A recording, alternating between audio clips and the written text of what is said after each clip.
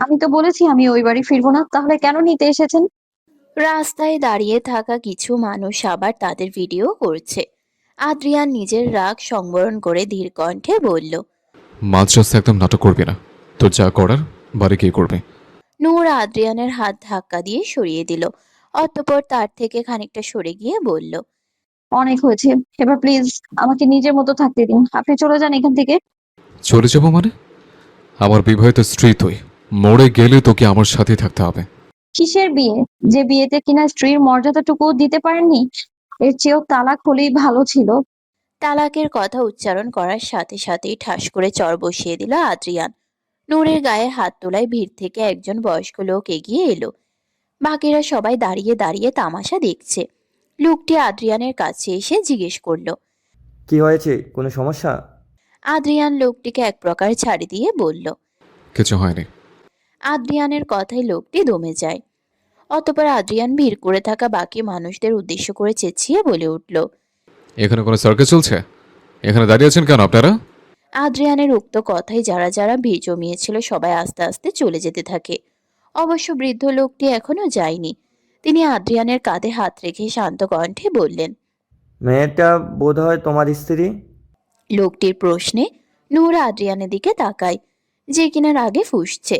লোকটি নূরের দিকে ফিরে বোঝানোর ভঙ্গিতে বলল। শোনো মা, সংসারে অনেক রকম ঝামেলাই হবে, তাই বলে স্বামীর ঘর ছেড়ে চলে আসা উচিত নয়।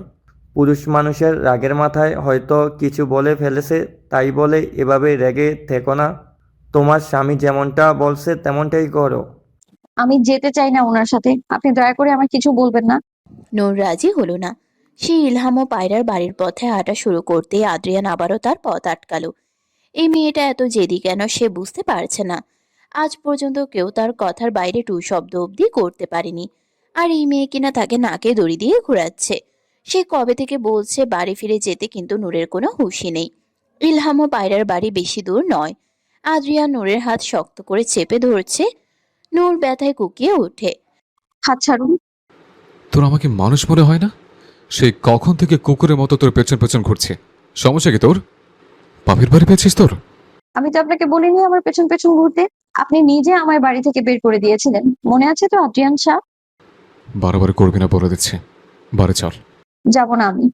আদ্রিয়ান অবাক হচ্ছে নূরের ব্যবহারে। যে মেয়ে তার ভয়ে গুটিয়ে থাকতো সেই মেয়েকে এখন তার মুখের উপর মানা করে দিচ্ছে। ইলহাম বাইরে বেরিয়েছিল পায়রার জন্য কিছু জিনিস নিতে, কিন্তু মাঝপথে আদ্রিয়ানও নূরকে দেখে কিছুটা অবাক হয়। ইলহাম তাদের দিকে এগিয়ে আসতেই নূর তার পাশে গিয়ে দাঁড়ায়। তোমরা এখানে কি করছো? নূর তৎক্ষণাৎ উত্তর দিল। আপুর কাছে এসেছি, আমাকে আপুর কাছে নিয়ে যান। নূর যে মিথ্যে বলছে তা ইলহাম মুহূর্তেই টের পেয়ে যায়। নূরের চেহারা বলে দিচ্ছে কিছু একটা হয়েছে। ইলহাম নূরকে উদ্দেশ্য করে বলল। আর একটু সামনে এগিয়ে গিয়ে যে বাড়িটা পড়বে ওটাই আমাদের নতুন বাড়ি। ইলহামের কথা শোনা মাত্রই নূর দ্রুত গতিতে সেদিকে পা বাড়ালো। নূরকে হাতের বাইরে চলে যেতে দেখে আদ্রিয়ান রাগের মাথায় পাশে থাকা গাছে লাথি মারতেই ইলহাম জিজ্ঞেস করলো। কি হয়েছে, তোরা হঠাৎ এখানে? আদ্রিয়ান ইলহামকে সব খুলে বলতে ইলহাম স্মিত হেসে বলল। আজকের রাতটা এখানে থাকুক, তুই বরং কালকে নিয়ে যাস ওকে। এখন হয়তো মাথা ঠিক নেই তাই এমন পাগলামি করছে। ইলহামের কথায় আদ্রিয়ান দীর্ঘশ্বাস ফেলে হাঁটতে শুরু করে। ইলহামও তার পাশে হাঁটছে। নূর কেন বাড়ি থেকে বেরিয়েছিল জিজ্ঞেস করলেই পারতি, হঠাৎ এভাবে রিয়াক্ট করতে গেলি কেন ওর সাথে? আমি নিজেও বুঝতে পারছিলাম না আমি কেন ওর সাথে এমন করছিলাম। সকাল থেকে ওকে দেখলে মেজাজ গরম হয়ে যাচ্ছিল। বুঝতে পারছি না হঠাৎ এত অনীহা কেন দেখা দিয়েছে। এভাবে চলতে থাকলে তুই এক সময় নূরকে হারিয়ে ফেলবি। একবার যদি দেয়ালে ফিট থেকে যায় তাহলে ফেরানো অসম্ভব। তুমি সবটাই জানো আমি কেন ওকে বিয়ে করেছিলাম। সবকিছু জানার পরও আমার কাছ থেকে কোনো কিছু আশা করা নিতান্তই ভ্রান্ত ধারণা। বিয়ে যেভাবে হোক নূর তোর স্ত্রী। শাহনাবের ওপর বদলে নিতে গিয়ে এইসব করলি, অথচ এত সবের মাঝে কিন্তু নূরের কোনো দোষ ছিল না। আমি চেয়েছিলাম শাহনাবকে তিলে তিলে মারতে। এই পরিকল্পনা আমি সফল হয়েছে। শাহনাব দেশ ছেড়ে এবার সব কিছু শেষ কর, সংসারটা গুছিয়ে নে। নূরকে আমি সহ্য করতে পারছি না। এদিনে ওকে দেখলে আমার কেমন যেন অস্থির অস্থির লাগছে। ইলহাম বুঝতে পারল না আদ্রিয়ান কেন এসব করছে। এতদিন তো সবকিছু স্বাভাবিকই ছিল। হুজুর, আদ্রিয়ান নূরকে বাড়ি থেকে বের করে দিয়েছিল, কিন্তু আবার খুঁজতে বেরিয়েছে। তবে কি আদ্রিয়ানের উপর সঠিকভাবে প্রভাব পড়েনি? সবই হবে, আস্তে আস্তে ধৈর্য ধর। কিছুদিনের মাঝেই আদ্রিয়ানের মন থেকে ওই মেয়ের চিরতরে উঠে যাবে। ঠিক আছে, যেমনটা আপনি ভালো বুঝেন। আদ্রিয়ান নূরকে খুঁজতে যাওয়ায় রাহেলা সাহা চিন্তায় পড়ে গিয়েছিলেন। সকাল থেকে তো সবকিছু ঠিকঠাক ভাবেই চলছিল, তবে সন্ধ্যায় কেন হুট করে প্রভাব বন্ধ হয়ে গেল বুঝতে পারছে না রাহেলা সাহা। তাই তিনি ছাদে এসে উদ্বিগ্ন হয়ে হুজুরকে ফোন করেছেন এই বিষয়ে জানতে। এর মাঝেই শুনতে পেল মেইন গেটের দরজা কেউ খুলছে। তিনি ছাদের কিনারায় গিয়ে দেখতে পান আদ্রিয়ান এসেছে, তবে পেছনে নূরকে দেখতে না পেয়ে তার অধরে বিজয়ের হাসি দেখা দেয়। তিনি দ্রুত গতিতে নিচে নেমে আদ্রিয়ানের সামনে যেতেই দেখে তার ক্লান্ত চেহারা। তিনি নানা ভঙ্গিতে আদ্রিয়ানের কাছে এসে জিজ্ঞেস করলেন, কোথায় গিয়েছিলে আদ্রিয়ান? আমি তো চিন্তায় পড়ে গিয়েছিলাম। নূরকে বাড়ি ফিরাতে গিয়েছিলাম, কিন্তু রাহেলা সাহা উৎসুক কণ্ঠে জিজ্ঞেস করলেন, কিন্তু কি? নূর আসবে না বলে দিয়েছে। আপাতত চাচুর বাড়িতে আছেও। এই প্রথম নূরের কোনো কথা ভালো লাগলো রাহেলা সাহার। তিনি আমতা আমতা করে বললেন, তাহলে আর কি করার? যেই মেয়ে স্বামীর সাথে এমন ব্যবহার করতে পারে তাকে ফিরিয়ে না আনাই উচিত। আদ্রিয়ান চুপ করে রইল রাহেলা সাহার কথায়। রাহেলা সাহা ইনিয়ে বিনিয়ে বললেন, তুমি চিন্তা করো না, এর চেয়ে 1000 গুণ ভালো মেয়ে আমি তোমাকে এনে দেব। ভালো ঘরের মেয়ে আনবো এবার তোমার জন্য। আদ্রিয়ান তেতে উঠল রাহেলা সাহার কথায়। এসব আপনি কি বলছেন মা? এখানে দ্বিতীয় বিয়ের প্রশ্ন আসলো কিভাবে? দেখো আদ্রিয়ান, আমি তোমার ভালোর জন্যই বলছি। সেই প্রথম থেকে দেখে আসছি তোমার আর নূরের মাঝে কেমন সম্পর্ক বিদ্যমান। তুমি নূরকে তালাক দিয়ে দাও, আমি তোমার বিয়ের বন্দোবস্ত করছি। আপনি পাগল হয়ে গেছেন আম্মা। আমি কাল সকালেই নূরকে ফিরিয়ে আনবো। আদ্রিয়ান রেগে নিজের ঘরে চলে যাওয়ায় রাহেলা সাহা হাতের ফোন ছুঁড়ে মারলেন সোফায়।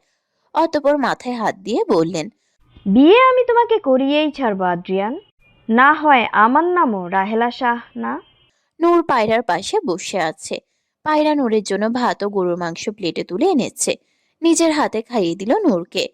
আদ্রিয়ান আবার তোর গায়ে হাত তুলেছে? নূর ভেজা চুল মুছতে মুছতে মলিন কণ্ঠে বলল, না, কিন্তু কি হয়েছে খুলে বল। বাড়ি থেকে বের করে দিয়েছে আমায়। আমি মাইগ্রেনের ওষুধ নিতে গিয়েছিলাম, কিন্তু উনি আমার চরিত্রে অপবাদ দিয়ে আমার বাড়ি থেকে বের করে দিয়েছে। বেরিয়ে যেতে বলেছে আমায়। বিনা কারণে তোর চরিত্রে দাগ লাগিয়েছে? হ্যাঁ, আম্মা ও তার ছেলের সাথে তাল মিলিয়ে আমার চরিত্রহীনা বলেছে। পায়রার শরীর জ্বলছে নূরের কথায়। নূর একে একে তার সাথে ঘটে যাওয়া সকল ঘটনা খুলে বলল পায়রাকে। পায়রা নিজের কানকে বিশ্বাস করতে পারছে না। একই বাড়িতে থাকা সত্ত্বেও নিজের বোনের উপর হওয়া এত অত্যাচারের কিছুই সে জানতে পারল না। আমায় ক্ষমা করে দে নূর, তোর খারাপ সময়ে আমি তোর পাশে থাকতে পারিনি। তোমার কোনো দোষ নেই আপু। যে স্বামী তার স্ত্রীকে স্ত্রীর মর্যাদা দিতে পারে না, তার কাছে ভালোবাসা কি করে আশা করবো আমি? আদ্রিয়ান তো নিজের ইচ্ছেতেই তোকে বিয়ে করেছিল, তাহলে? এক প্রকার জোর করে বিয়ে করেছেন উনি আমাকে, অথচ দিনের পর দিন উনি ওনার মা আমার উপর অত্যাচার চালিয়ে গিয়েছে। সেবার সামান্য একটা শাড়ি পরিয়ে ফেলার অপরাধে আমার হাত পুড়িয়ে ফেলেছিলেন আম্মা। নূর তার থ্রি পিসের পেছনের অংশ উন্মুক্ত করে পায়রাকে দেখায়। পায়রা দেখে হতবাক হয়ে যায়। হাতের বাহুতে ও পায়ে কালচে দাগ পড়ে গিয়েছে বেল্টের মারের দাগের। জানো আপু, মার ফেলতে গিয়ে ভাতের হাঁড়ি হাত ফসকে পড়ে যাওয়ায় আমার হাত পুড়িয়ে ফেলেছিল আম্মা। পায়রা ঠোঁট ভেঙে কেঁদে ওঠে নূরের কথায়। এত কিছু ঘটে গেল আর তুই আমাকে জানানোর প্রয়োজন বোধও করলি না। তোমাকে জানালে অশান্তি করতো। আমার জন্য বাড়ি ছাড়া হয়েছো তোমরা। পায়রা এটো প্লেট নিয়ে রান্নাঘরে রেখে আসে। ইলহাম ভেতরে এসে জিনিসপত্রের ব্যাগটা রাখলো টেবিলে। পায়রা ইলহামের দিকে এক গ্লাস লেবুর শরবত বাড়িয়ে দিয়ে বলল, আপনার সাথে কথা আছে। ইলহাম লেবুর শরবতটা শেষ করে বলল, হ্যাঁ, বলো কি বলবে। আদ্রিয়ান দিনের পর দিন নূরের ওপর অত্যাচার করে এসেছে। নূরও একটা মানুষ, এভাবে আর কতদিন চলবে? কি বলতে চাইছো তুমি? আমি চাই নূর ও আদ্রিয়ানের ডিভোর্স হোক, তাহলে নূরও ভালো থাকতে পারবে, আদ্রিয়ানও নিজের মনের মতো কাউকে ঘরে তুলতে পারবে। তোমার মাথা ঠিক আছে পায়রা? আদ্রিয়ান এসব শুনলে কিভাবে বুঝতে পারছো? আমি কিচ্ছু বুঝতে চাই না, আপনি কোনো একটা পদক্ষেপ নিন, নয়তো আমি আমার পরিবারকে জানাবো। তুমি বুঝতে পারছো না পায়রা, এটা ওদের পারিবারিক বিষয়। এখানে তুমি আমি বললেই সব ঠিক হয়ে যাবে না। তাই বলে ও আমার বোনের ওপর দিনের পর দিন নির্যাতন করে যাবে। আমি কিন্তু সালিশ বসাবো। ইলহাম বুঝতে পারছে না কি বলবে। সে আপাতত পায়রাকে শান্ত করতে বলল। আচ্ছা ঠিক আছে, কাল আমরা এই বিষয়ে কথা বলবো, তুমি বিশ্রাম নাও। পায়রা ইলহামের কথায় সাই জানিয়ে নূরকে আলাদা ঘর দেখিয়ে দেয় ঘুমানোর জন্য। আদ্রিয়ান ব্যালকনিতে একটা চেয়ারে বসে সিগারেট ফুঁকছে, হাতে ল্যাপটপ। কাল অফিসে 4টা ফাইল জমা দিতে হবে, অথচ সে কোনোভাবে এ কাজে মন বসাতে পারছে না। সবকিছু অসহ্য লাগছে। রাহেলা সাহার কথা বারংবার কানে বাজছে তার। মায়ের মাথায় কেন যে দ্বিতীয় বিয়ের ভূত চাপলো কে জানে। কিছু বুঝতে পারছে না কি হচ্ছে। রাত গভীর হতে শুরু করেছে। এর মাঝে অন্ধকারে বসে আছে আদ্রিয়ান। ঘরের লাইট বন্ধ। হঠাৎ সে চোখে ঝাপসা দেখতে শুরু করলো। মাথাটা ভীষণ ব্যথা করছে। ভ্রুর খানিকটা উপরে টান ধরে গিয়েছে। হঠাৎ এমন কেন হচ্ছে বুঝতে পারছে না। মনে হচ্ছে এক্ষুনি হয়তো মাথা ঘুরে পড়ে যাবে। কোনো মতে ল্যাপটপ রেখে হাতড়ে হাতড়ে বিছানায় এসে বসে। চোখের সামনে অন্ধকার ভেসে উঠছে, যেন সে কিছুই দেখতে পারছে না।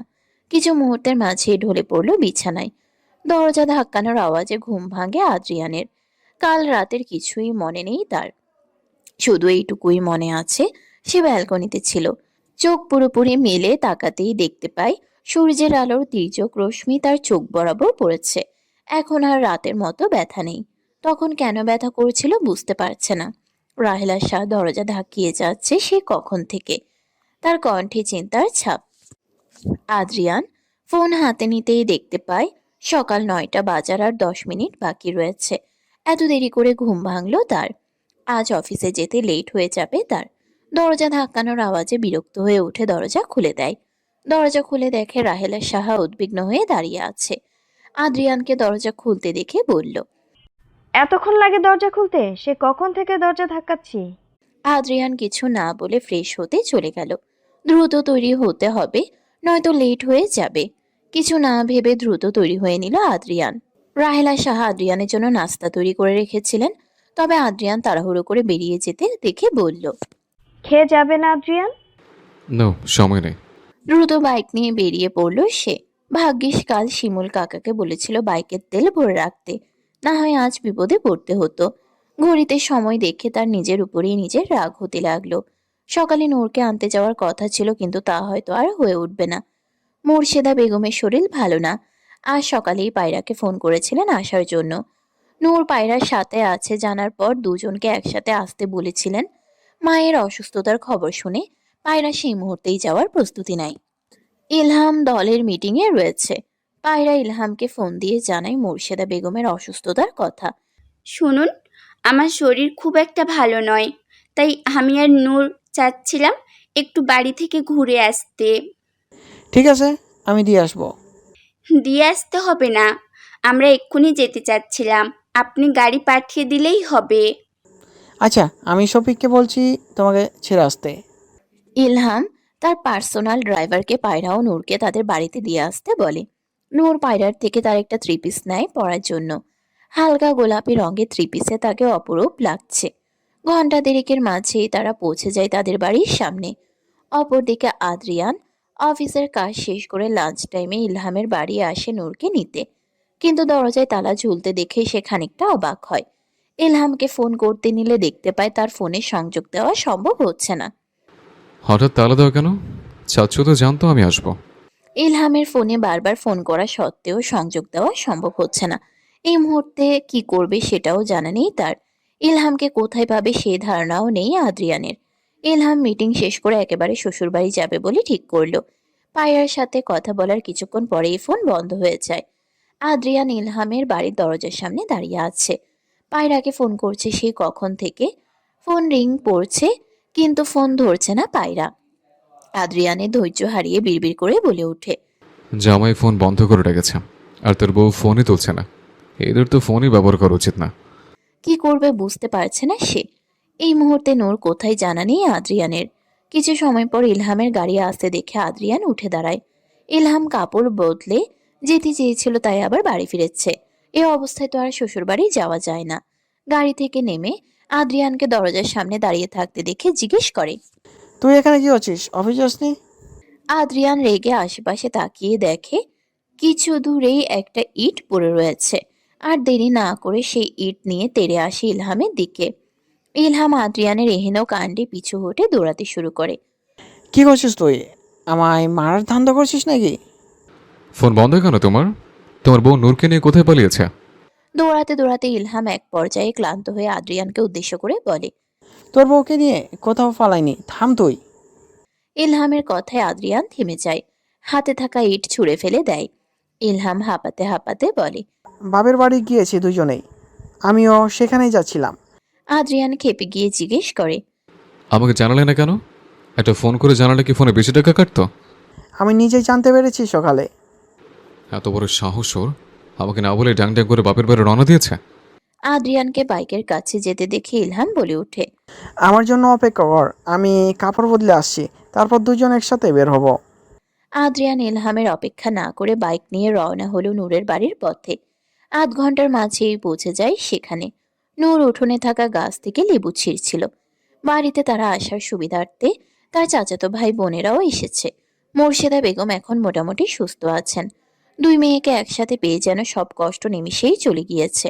নূর সকলের জন্য শরবত বানাতে লেবু নিতে এসেছিল। হঠাৎ বাইকের আওয়াজ পেয়ে গলির দিকে তাকাতেই দেখে আদ্রিয়ান বাইক দাঁড় করিয়ে তার দিকে হন্তদন্ত হয়ে আসছে। আদ্রিয়ানকে আসতে দেখে নূর রীতিমতো অবাক। হঠাৎ এখানে আসতে যাবে কেন আদ্রিয়ান? আদ্রিয়ানকে বেশ রাগান্বিত দেখাচ্ছে। সে এসেই ঠাস করে চড় বসিয়ে দিল নূরের গালে। উঠোনে থাকা বাকি মানুষজন বাকরুদ্ধ আদ্রিয়ানের এহেন কর্মকাণ্ডে। নূর ড্যাব ড্যাব করে তাকিয়ে আছে। নূরের চাচাতো বোন সাইমা নূরকে ডাকতে এসেছিল, কিন্তু আদ্রিয়ানকে দেখে সে থমকে যায়। আদ্রিয়ান নূরের দুবাহু শক্ত করে চেপে ধরে বলল। বাবার বাড়ি এসেছ? আমাকে জানানো যেত না? সকালে নিতে আসবে বলেছিলাম না? অফিসের কাজ ফেলে কুকুরের মতো এদিক সেদিক ছুটে বেড়াচ্ছি তোমাকে, আর তুমি রং ঢং করতে এসছো। আপনাকে কে বলেছে এখানে আসতে? আমি তো কালই বলেছিলাম আমি আর ফিরতে চাই না। সাইমা নূরের কাছে আসতেই নূর আদ্রিয়ানের কাছ থেকে দূরে সরে যায়। আদ্রিয়ানের সুদর্শন চেহারা দেখে সাইমা নূরের কানে কানে ফিসফিস করে বলে। নূর, এই ছেলেটা কে রে? তোদের বাড়িতে কি করছে? নূর সাইমার কথা শুনে আদ্রিয়ানের দিকে তাকিয়ে আবার চোখ সরিয়ে নেয়। পিছন থেকে মোর্শেদা বেগম নূরকে উদ্দেশ্য করে চেঁচিয়ে বলে ওঠে।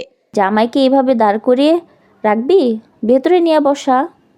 আদ্রিয়ান নূরের স্বামী জানতে পেরে সাইমা বেশ অবাক হয়।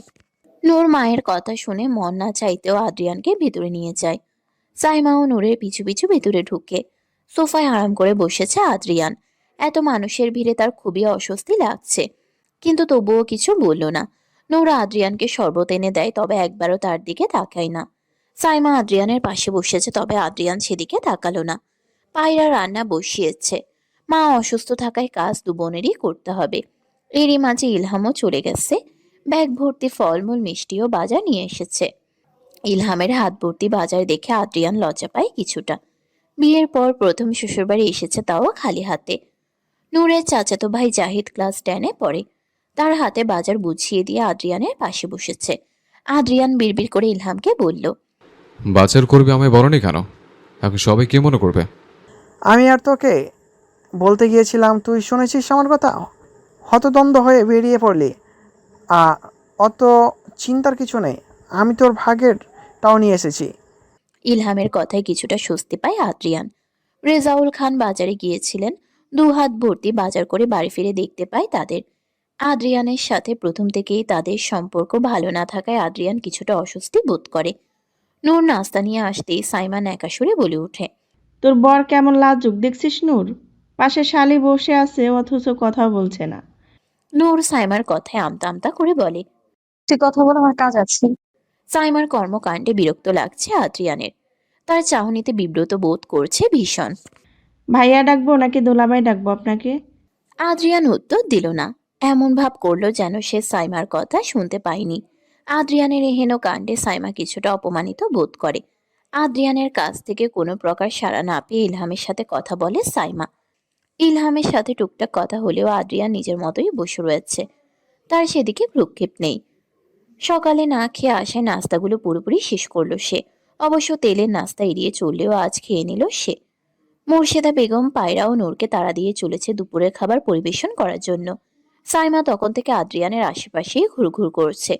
সাইমার ছোট বোন ঈশিতা সাইমাকে উদ্দেশ্য করে বলল, নূর আপু আর পায়রা আপুর জামাই খুব বড় লোক আপা, শাহুবাড়ির উত্তরাধিকার বলে কথা।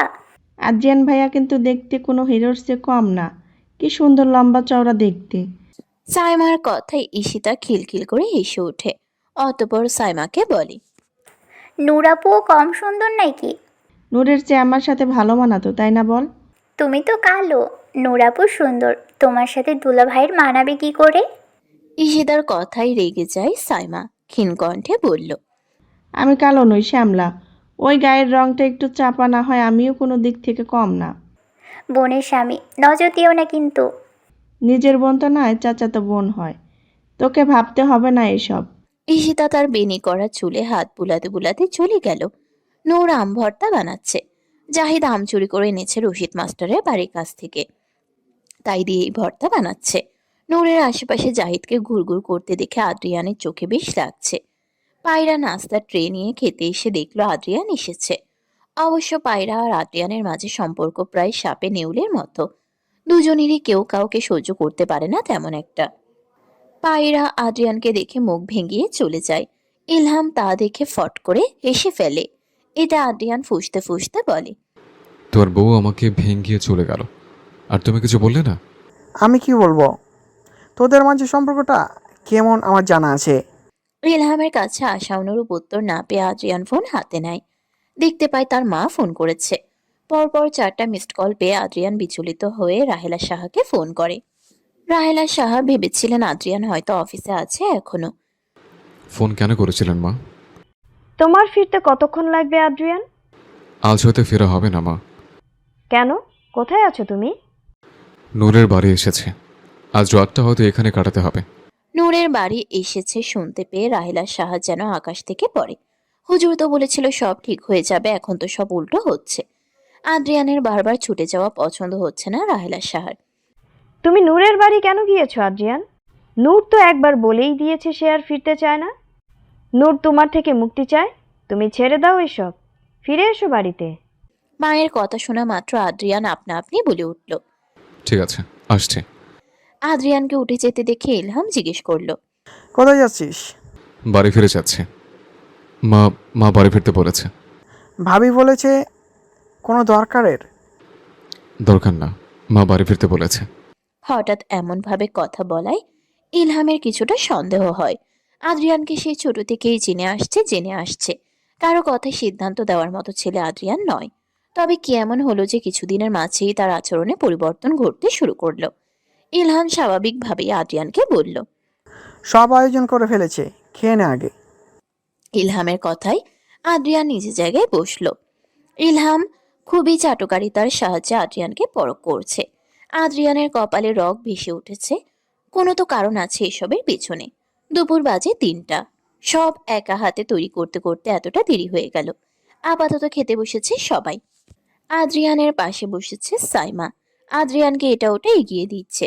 তা দেখে পায়রা নূরের কানে ফিসফিস করে বলল, গ্রামের ছেলেদের নজর দেওয়া শেষ, তাই হয়তো তোর স্বামীর উপর নজর পড়েছে।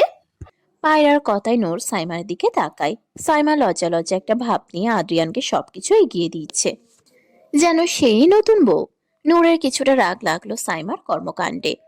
সে সাইমাকে উদ্দেশ্য করে বলল, সাইমা তুই খা, তোকে কষ্ট করে এগিয়ে দিতে হবে না, পরিবেশন করার জন্য আমি আর আপু আছি। এতগুলো মানুষের সামনে এভাবে কথা বলায় সাইমার গায়ে লাগলো। সে রাগ সংবরণ করে বলল। আদ্রিয়ান মাছের বাটি নিজের হাতে নিয়ে বলে, তোর বরকে এগিয়ে দিচ্ছি দেখে মাইন্ড করছিস না তো? শালী হিসেবে আমার অধিকার আছে না? আমারটা আমি নিতে পারবো, তুমি বরং চাচুকে দাও। মোর্শেদা বেগম বেগুনের তরকারি আদ্রিয়ানের দিকে এগিয়ে দিতেই আদ্রিয়ান একটু হাঁসফাঁস করে ওঠে। বেগুনে তার অ্যালার্জি। আদ্রিয়ান খাচ্ছে না দেখে মোর্শেদা বেগম জিজ্ঞেস করলো, কি হলো বাবা, খাচ্ছ না কেন? আদ্রিয়ান কিছু বলার আগেই নূর হুট করে জবাব দিল, গরিবের খাবারটা তাই হয়তো রুচিতে পাচ্ছে। আম্মু তুমি বরং মাংসের বাটিটা দাও। নূর যে অপমান করেছে তাকে সে ঢের বুঝতে পারছে। এইভাবে বাড়ি ভর্তি মানুষের সামনে অপমান করায় তার রাগ লাগছে। ইলহামকে বেগুনের তরকারি নিতে নিতে বলল, আদ্রিয়ানের বেগুনের অ্যালার্জি আছে, তাই খেতে পারছে না। তোমার তো জানার কথা নূর। মোর্শেদা বেগমও ধমকে সুরে নূরকে বলল, তুই খেয়াল রাখবি না এইসবের? কোনটাতে অ্যালার্জি আছে কোনটাতে নেই? তুই আর বড় হলি না নূর। নূরকে বকা খেতে দেখে শান্তি লাগছে আদ্রিয়ানের। কাল থেকে ওর কর্মকাণ্ড দেখে আসছে। সে ঠোঁট কামড়ে হাসি চেপে রেখে বলল, হয়তো ভুলে গিয়েছে, সমস্যা নেই। নূর বিড়বিড় করে বলল। সবার সামনে ভালো সাজছে, ওনার আসল রূপ একমাত্র আমিই জানি। খাওয়া শেষে সকলে ছাদে গিয়ে বসেছে গল্প করতে। এর মাঝেই জাহিদ নূরকে বলল, সাহাবান ভাইয়াদের গাছের আম খুব মজা। নূর আপুর জন্য সব সময় পাঠাতো আমার হাতে দিয়ে। শাহানাবের নাম শুনে মুহূর্তেই মেজাজ খারাপ হয়ে যায় আদ্রিয়ানের। নূর ঢোক গিলে তাকায় আদ্রিয়ানের দিকে। আদ্রিয়ানের দিকে তাকাতেই দেখতে পায় সে আগে থেকেই তার দিকে তাকিয়ে আছে। আম ভর্তা খাওয়া শেষ হলে সবাই মিলে ঠিক করে গান শুনবে। ইলহাম আগেই বলে দিয়েছে সে কোনো গান জানে না, তাই সে গাইতেও পারবে না। অতএব আদ্রিয়ানের পালা। জাহিদ বেশ উচ্ছ্বাস নিয়ে আদ্রিয়ানকে বলল, আমার গিটার আছে ভাইয়া, তুমি শুধু গান শুরু করো। এতগুলো মানুষের সামনে গান গাওয়ার কথাটা বিব্রতকর ঠেকল আদ্রিয়ানের নিকট। বিকেলের হাওয়ায় কৃষ্ণচূড়া ফুল দুলছে মনোরম আবেশে। আকাশ জুড়ে শুভ্র মেঘেরা ভেসে বেড়াচ্ছে। সূর্য উকি দিচ্ছে চলে যাওয়ার পায়তারা নিয়ে। পায়রা সকলের জন্য গরম গরম চা আর আলুর পাকোড়া বানিয়ে এনেছে। আদ্রিয়ানকে সকলে ঘিরে ধরেছে গান গাওয়ার জন্য। জাহিদ গিটার নিয়ে অতি আগ্রহে বসে আছে। অবশেষে জাহিদের হাত থেকে গিটার নিয়ে সুর তুলে আদ্রিয়ান অতঃপর গুনগুন করে গেয়ে উঠল। এমনও নিদানের দিনে বিনোদ প্রার্থনা গো, লক্ষ কোটি ভুল আর ত্রুটিও করিও মার্জন গো। শোনইব তোমারে আজ করেছি বাসনা গো, ঐরাবদের হৃদয় হতে ক্ষুদ্র এ রচনা। আমি কি করিব, কোথায় যাব, কোন সাধনে পাব গো, আর একটিবার তোমারই দর্শন। থামলো আদ্রিয়ান, চোখ তুলে তাকালো নূরের দিকে। নূর আগ হতেই তাকিয়ে আছে তার দিকে। জাহিদ পাশ থেকে চেঁচিয়ে আদ্রিয়ানকে বাহবা দিয়ে বলল, বাহ দুলা ভাই, ফাটিয়ে দিয়েছো। সাইমাও বেশ উচ্ছ্বসিত হয়ে বলল। আপনি দেখতে যেমন সুন্দর তেমনি আপনার গানের গলা। সবাই প্রশংসা করলেও একমাত্র চুপ করে রইল নূর।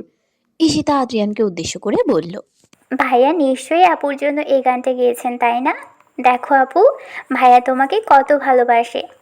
নূর মনে মনে বলল, ভালোবাসা না ছাই, গান গাইতে দেখে ভালোবাসা বলছে সবাই, মারতে দেখলে কি বলতো কে জানে। ব্যবসা গরমে অসহ্য লাগছে আদ্রিয়ানের। পায়রা ও ইলহাম আজ থাকবে এখানটায়, অথচ আদ্রিয়ানকে একটিবারও থাকতে বলল না নূর। এমন ভাব করছে যেন আদ্রিয়ানের কোনো অস্তিত্বই নেই এখানে। অবশেষে সব কাজকর্ম সেরে নূর তার ঘরে গেল বিশ্রাম নিতে। চারিদিকে চোখ বুলিয়ে যেন প্রাণ জুড়িয়ে গেল। কত মাস পর আবার এই ঘরে পা রেখেছে সে। এই ঘর এই বাড়ির সবকিছুই তার, একান্তই তার। এখানে তাকে বাধা দেওয়ার মতো কেউ নেই। ক্লান্ত শরীর বিছানায় এলিয়ে দিল সে। কানে ভেসে আসছে পানির শব্দ। তার মানে তার ঘরে কেউ আছে। তার ঘরে তো কেউ আসার কথা না, তবে কে এলো? হয়তো পায়রা এসেছে, সে ছাড়া আর কেই বা আসবে? পায়রার কথা ভেবে নূর চোখ বুঝে রইল। গতকালকে সব মুহূর্ত ভেসে উঠছে চোখের সামনে। এত অপমান আগে কেউ কখনো করেনি। চোখের কোণা দিয়ে গড়িয়ে পড়ল এক ফোঁটা জল। কারো পায়ের শব্দ পেয়ে চোখ মেলে তাকালো নূর। আদ্রিয়ান দাঁড়িয়ে আছে তার সামনে, শার্টের হাতা ফোল্ড করছে। আদ্রিয়ানকে এই রুমে হঠাৎ করে দেখে নূর অবাক হয়ে জিজ্ঞেস করে, আপনি এখানে কি করছেন? তুমি হয়তো ভুলে যাচ্ছ, আমি তোমার স্বামী, আমার তোমার রুমেই থাকার কথা। নূর কোনো জবাব দিল না আদ্রিয়ানের কথায়। আদ্রিয়ান হাত মুখ মুছে নূরের উদ্দেশ্যে বলল, তৈরি হয়ে নাও, বাড়ি ফিরছি আমরা। বাড়ি ফিরছি মানে? আদ্রিয়ান বিরক্তিকর কণ্ঠে বলল, তোমাকে আমি কোনো কঠিন ভাষা বলিনি, সহজ ভাষায় বলেছে, যাও তৈরি হয়ে নাও। আমি আর ওই বাড়ি ফিরবো না, আমি একেবারের জন্যই এ বাড়ি চলে এসেছি। আদ্রিয়ান নূরের কথা শুনে বাঁকা হেসে এগিয়ে আস্তে আস্তে বলে, ভুলে যেও না তোমার মা অসুস্থ। এই অবস্থায় কিছু একটা করলে ওনার জন্য সুবিধার হবে বলে আমার মনে হয় না। আদ্রিয়ানের কথা ভালো ঠেকলো না নূরের নিকট। সে বিচলিত কণ্ঠে বলল, কি বলতে চাইছেন আপনি? কি করবেন? চুপচাপ তৈরি হয়ে নাও, নয়তো আদ্রিয়ান চাও কোন অংশে কম নয়। নূরের চোখে জল টলমল করছে। সে আর কোনো উপায় না পেয়ে তৈরি হয়ে নেয়। আদ্রিয়ান তার ব্যাগ কাঁধে ঝুলিয়ে রুম থেকে বেরোতে নিয়েও আবার পিছু হটে নূরের কানে ফিসফিস করে বলে, আমার কাছ থেকে তুমি পালাতে পারবে না নূর, সে ঘুরে ফিরে আমার আস্তানায় হাজির হতে হবে তোমায়। আদ্রিয়ান মৃদু হেসে হেলে দুলে চলে গেল। পিছু টানে ফেলে গেল নূরকে। মুর্শিদা বেগম বিছানায় শুয়ে আছেন। অ্যাপেন্ডিক্সের অপারেশন করানো লাগবে ওনার, তাই নিয়েই চিন্তিত রেজাউল খান। এই মুহূর্তে এতগুলো টাকা কোথায় পাবেন তিনি? মুর্শিদা বেগমের পাশে বসে আছে পায়রা। কিছু সময় পর নূর ও আদ্রিয়ান সেই ঘরে প্রবেশ করলো। পায়রা চেয়েছিল তার পরিবারকে আদ্রিয়ানের সকল কথা জানাবে, কিন্তু এই পরিস্থিতিতে সে বলার সাহস পেল না। নূর ও আদ্রিয়ান মুর্শিদা বেগমকে সালাম করলো। নূর নীরবতা ভেঙে বলল, আম্মু, আমরা আসছি। আজকেই চলে যাবি মা? নূর আদ্রিয়ানের দিকে এক পলক তাকিয়ে আবার মায়ের দিকে তাকিয়ে বলল। ওনার অফিস আছে আম্মু, অন্য একদিন আসবো। নূরকে এখনো কেউ মুর্শিদা বেগমের ঠিক কি অসুখ হয়েছে জানায়নি। সাইমা সেই ঘরে দৌড়ে এসে বলল, বড় খালামণি, আপনার নাকি অ্যাপেন্ডিক্সের অপারেশন করানো লাগবে। সাইমার কথা শুনে নূর বাকরুদ্ধ। সে এক মুহূর্তের জন্য থমকে গেল, অতঃপর পায়রার দিকে তাকিয়ে ও স্পষ্ট কণ্ঠে বলল। এসব কি শুনছি আপু? এসব কি সত্যি? মুর্শিদা বেগম কাতর কণ্ঠে বললেন, আমার কিছুই হয়নি, আমি কিছুদিন পর এমনি ঠিক হয়ে যাব। নূর শুনল না মায়ের কথা, ফুপিয়ে কেঁদে উঠল মাকে জড়িয়ে ধরে। তোমরা আমাকে কিছু বলনি কেন? সবাই সবকিছু জানতে, অথচ আমিই শুধু জানতাম না। কাঁদিস না মা, কার কপালে কখন মৃত্যু লিখে রেখেছে কেউ জানে না। আদ্রিয়ান গলা পরিষ্কার করে বলল। তাহলে তো তাড়াতাড়ি অপারেশন করেই ফেলতে হবে। আপনারা বরং আজকে সব ব্যবস্থা করে ফেলুন। রেজাউল খান পায়চারি করতে করতে চিন্তা মাখা সুরে উত্তর দিলেন। এই মুহূর্তে এতগুলো টাকা হাতে নেই, কিভাবে জোগাড় করব বুঝতে পারছি না। দক্ষিণ পাশে যে জমিটা আছে সেটা আজ বিক্রি করার কথা ছিল, কিন্তু যে কিনবে সে আসেনি। আপনি টাকার চিন্তা করছেন কেন? আপনি শুধু ওনাকে হাসপাতালে নিয়ে যান, বাকি ব্যবস্থা আমি করছি। আদ্রিয়ানের কথায় ভরসা পেলেন তিনি, এক প্রকার নিশ্চিন্ত হলেন। আদ্রিয়ান নূরকে ইশারা দিতেই সে উঠে চলে আসে। সাইমা দূর থেকে তাদের দেখছে। নূরের এত সুখ দেখে রীতিমতো রাগে ফুঁসছে সে।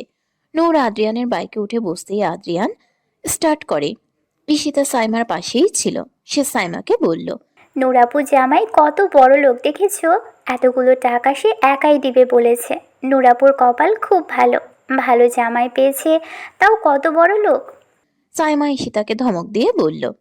বেশি নুরাপু নুরাপু করবি না, কানের কাছে তখন থেকে চেঁচাচ্ছে। ঈশিতা ধমকে চলে গেল। সাইমা নিজের ফোন বের করে আদ্রিয়ানের নাম্বার দেখে বাঁকা হাসল।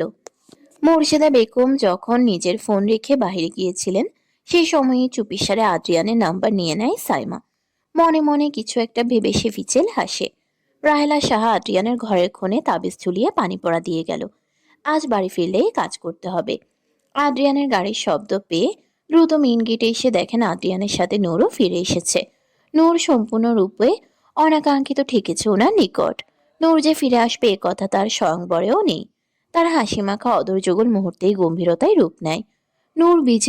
নূর বুঝে গিয়েছে এই লোক তাকে কিছুতেই শান্তি দিবে না। তাকে না পেলে তার পরিবারকে ধ্বংস করে দেবে। আদ্রিয়ান গাড়ি থেকে নেমে তার মায়ের কাছে এসে বলে। নূরকে ফিরিয়ে এনেছে মা। রাহেলা সাহা শুকনো মুখে বললেন। ভালো করেছো। অতঃপর নূরের দিকে তাকিয়ে বলল, ভিতরে এসো। আদ্রিয়ান ক্লান্ত শরীর নিয়ে সোফায় বসলো। বাড়িতে পা রাখতেই যেন সকল ক্লান্তি তার শরীরে ভর করেছে। নূর বাড়ির ভেতরে প্রবেশ করতেই আদ্রিয়ান তাকে পর করলো ভালো করে। চুড়ি নাকফুল এসব ছাড়া বউ লাগছে না তাকে। নূর কোনো কথা না বলে রুমে চলে গেল। আদ্রিয়ানের ভেতর কেমন যেন অস্থিরতা তৈরি হচ্ছে। চোখ বুজে সোফায় হেলান দিতেই চোখের সামনে ভেসে উঠল নূরের ছুঁড়ে ফেলা চুড়ি ও নথ। মুহূর্তেই চোখ আপনা আপনি খুলে গেল তার। দৃষ্টি মেলে দরজার দিকে তাকিয়ে দেখল যেখানে ছুঁড়ে ফেলেছিল রাহেলা সাহা মুখ ভার করে তার পাশে বসে আছেন। আদ্রিয়ান গম্ভীর স্বরে তাকে বলল। নূরের চুরি ও নথ দেখেছেন মা? রাহেলা সাহা হেয় কণ্ঠে বললেন। সেই তো দেমাক দেখিয়ে ছুঁড়ে ফেলেছিল, আমি কিভাবে দেখব? আদ্রিয়ান কথা বাড়ল না, নিজের ঘরে এসে ফ্রেশ হতে চলে গেল। আদ্রিয়ান রুমে আসায় নূর বেরিয়ে যায় সুরাইয়া সাহার ঘরে। তিনি শুয়েছিলেন। নূর আসায় পানের বাটা বের করে নূরের দিকে এগিয়ে দিয়ে বলল, তোমার হাতের বানানো পান খাইনি কতদিন, দেখি একখানা পান বানিয়ে দাও তো। নূর স্মিত হাসে তার কথায়। বুড়ো হয়েছেন, বয়স বেড়েছে, বয়সের সাথে সাথে কথা গুলিয়ে ফেলছেন। কখনো তুমি করে বলে, আবার কখনো তুই করে। এতে অবশ্য নূর কিছু মনে করে না, তার কাছে বুড়িকে ভালোই লাগে। নূর পান বানিয়ে দিতে দিতে এই ফাঁকে সুরাইয়া সাহা আঁচলের গিট্টু থেকে তার নথ ও চুড়ি বের করে দেয়। নূর অবাক হয়ে এসব উনার কাছে দেখতে পেয়ে। এসব আপনি রেখে দিয়েছেন? নূরের হাতে চুড়ি পরাতে পরাতে তিনি বললেন, নাতির সংসার ভাঙতে দেখবো? আমি যত্ন করে রেখে দিয়েছিলাম। নূর তাচ্ছিল্য হেসে বলল, ওরকম সংসার আমার কপালে নেই দাদি। এসব মুখে আনতে নেই। তোমাদের স্বামী সংসারই সব। যে নারী প্রথম সংসারে সুখ পায় না, সে নারীর কপালে দ্বিতীয়বার আবার সুখ আসে না। নূর চুপ করে রইল তার কথায়। বিয়ের 7 মাস পূর্ণ হতে চলেছে, অথচ এই সংসারে সে সুখের মুখ দেখল না। বছর পুরোতে যাবে আর কিছু মাস পর। আদ্রিয়ান ফ্রেশ হয়ে ফোন হাতে নিয়ে দেখল অচেনা এক নাম্বার হতে মেসেজ এসেছে। মেসেজের ধরন দেখে মনে হচ্ছে কোনো নারী। আদ্রিয়ান জবাব দিল না সেই মেসেজের। পরপর 4-5টা মেসেজ আসার পর আদ্রিয়ান বুঝলো এ আর কেউ নয়, সাইমা। একটি ছবিও পাঠিয়েছে আদ্রিয়ানকে। মূলত পায়রার কাছ থেকে সাইমা শুনেছে আদ্রিয়ান ও নূরের সম্পর্কের ব্যাপারে। আদ্রিয়ান সেই নাম্বার ব্লক করার সাথে দ্বিতীয় আরো একটা নাম্বার থেকে মেসেজ এসেছে দেখতে পেল। বিরক্ত চেপে ধরেছে তাকে। মেজাজ উগ্র হয়ে আছে তার। নূর দরজা খুলে ভেতরে আসতেই আদ্রিয়ানের অসহ্য লেগে উঠল নূরকে। সে বুঝতে পারছে না এসব কেন হচ্ছে। এইসব থেকে নিজেকে দূরে রাখতেই সে অফিসের ফাইল নিয়ে বসলো কাজ করতে। আজ ছুটি নিয়ে আসায় সব কাজ জমা হয়ে আছে তার। নূরও আগ বাড়িয়ে কোনো কথা বলল না তাকে। হাসপাতালে অপেক্ষা করছে ইলহাম ও পায়রা। পায়রা ফুপিয়ে ফুপিয়ে কাঁদছে। ইলহাম তাকে সান্ত্বনা দিয়ে বলল, কিছু হবে না আমার, একটু পরে সব ঠিক হয়ে যাবে। কিছু সময় পর অপারেশন শেষ হলে মোর্শেদা বেগমকে বেড রেস্টে দেওয়া হয়। ইলহাম ও পায়রা কিছু সময় হাসপাতালে অবস্থান করে বাড়ি ফিরে আসে। সামনে ইলেকশন হওয়ায় এখন প্রচুর কাজ। এখন পায়রার হঠাৎ শরীর গুলাতে শুরু করে। আমার বমি বমি পাচ্ছে। হয়তো আজ জার্নি বেশি করাই, শরীর খারাপ লাগছে। ইলহাম বেরিয়ে 2টো তেঁতুল আচার কিনে দেয় পায়রার জন্য। কিছু সময়ের মাঝেই তারা পৌঁছে যায় তাদের বাড়িতে। পায়রার শরীরে জোর নেই আপাতত। ইলহাম তালা খুলে প্রবেশ করতেই পায়রা গল গল করে বমি করে দেয়। হঠাৎ বমি করায় ইলহাম পায়রাকে কোলে করে ভেতরে নিয়ে যায়। পায়রাকে বিছানায় বসিয়ে ভেজা কাপড় দিয়ে ময়লা পরিষ্কার করে নেয় কোনো দ্বিধা ছাড়া। পায়রা ইলহামের দিকে তাকিয়ে আছে। লোকটা কোনো অভিযোগ ছাড়াই কিভাবে কাজ করছে। সবশেষে ইলহাম ভাত ও ডাল মাছ ভাজা করে সবশেষে ইলহাম ভাত ও ডাল মাছ ভাজা বের করে নিয়ে যায়। পায়রার মুখে খাবার তুলে দিতেই সে নাক সিটকে বলে, ইস, কি গন্ধ! আমি খাবো না। পায়রার কথা শুনে ইলহাম কপাল কুঁচকে তাকায়। নিজের নাকের সামনে গন্ধ শুকে দেখে কোনো গন্ধ সে পাচ্ছে না। আমি তো কোনো গন্ধ পাচ্ছি না। না, আমার গন্ধ লাগছে তো। ইলহাম ভেবেছে হয়তো পায়রার শরীর খারাপ থাকায় গন্ধ লাগছে, তাই সে আর জোর করলো না। কি খাবে তাহলে? পায়রা বেশ উচ্ছ্বাস নিয়ে বলল, ঝাল ঝাল নুডলস খাবো, বেশি করে ঝাল দিবে। ইলহাম পায়রার আবদার শুনে বলল, রাতে ঝাল নুডলস খেলে পেট খারাপ করবে, অন্য কিছু বলো। না, আমার নুডলস খেতে ইচ্ছে করছে, আমি নুডলসই খাবো। ইলহাম দীর্ঘশ্বাস ফেলল আবদারে। অতঃপর পায়রার হাত ধরে তাকে দাঁড় করিয়ে বলল, তাহলে চলুন ম্যাডাম, গরম গরম নুডলস বানিয়ে দেই। কাউন্টারে পা ঝুলিয়ে বসে আছে পায়রা আর ইলহামের রান্না দেখছে। নিপুণ হাতে কাটা সবজি দেখে পায়রা বলল, আপনি তো বেশ ভালোই রান্না পারেন দেখছি। গ্রামও সামলান, সাথে রান্নাও। ইলহাম মৃদু হেসে বলল। বউটা কার দেখতে হবে তো। ধোঁয়া ওঠা নুডলস প্লেটে পরিবেশন করে পায়রার মুখের সামনে ধরল ইলহাম। রাত বাজে 12টা। পায়রার চোখে ঘুম নেই। অন্যরকম এক অনুভূতি তাকে ঘিরে ধরেছে। ইলহাম তার পাশে শুয়ে আছে। মানুষটার উপর আজ বেশ দখল গিয়েছে, তাই হয়তো ঘুমিয়ে পড়েছে। পায়রার ঘুম আসছে না, তবুও সে চুপচাপ শুয়ে রইল। ইলহামকে একটিবারের জন্যও ডাকলো না। ভোরের আজান কানে আসতেই ঘুম ভেঙে যায় আদ্রিয়ানের। আজকাল ঘুম খুব একটা হয় না, হলেও 4 কিংবা 5 ঘন্টার বেশি স্থায়ী থাকে না। বাড়ি এসেছে পর্যন্ত নূরের সাথে তেমন একটা কথা হচ্ছে না আদ্রিয়ানের। কেউই কারোর সাথে কথা বলে না। ভুল ক্রমে সামনে এলেও উপেক্ষা করে চলে যায়। আদ্রিয়ান আগের মতো ঘুম থেকে উঠে ছাদে চলে যায় ব্যায়াম করতে। নূর আড়মোড়া ভেঙে জেগে উঠতেই দেখে বিছানায় সে একা। এখন বাজে সকাল 7টা। আপাতত কলেজ নেই তার। ফ্রেশ হয়ে ঘর গুছিয়ে চলে যায় নিচে। নিচে গিয়ে দেখতে পায় ফারজানা সবাইকে চা দিয়ে দিয়েছে।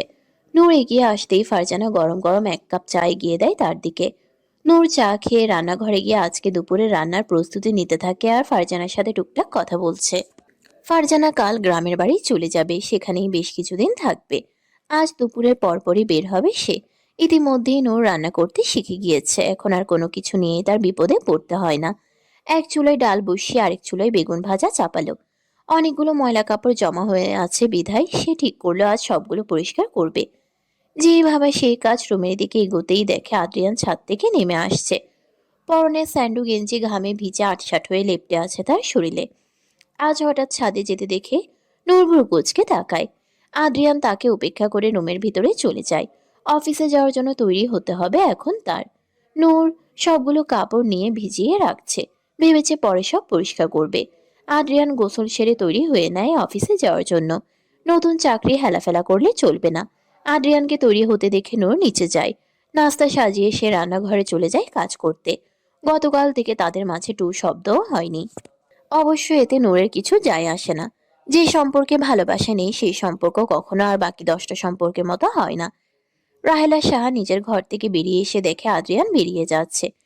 আদ্রিয়ান তার মাকে দেখতে পেয়ে এগিয়ে আসে তার দিকে, অতঃপর বিদায় জানিয়ে চলে যায়।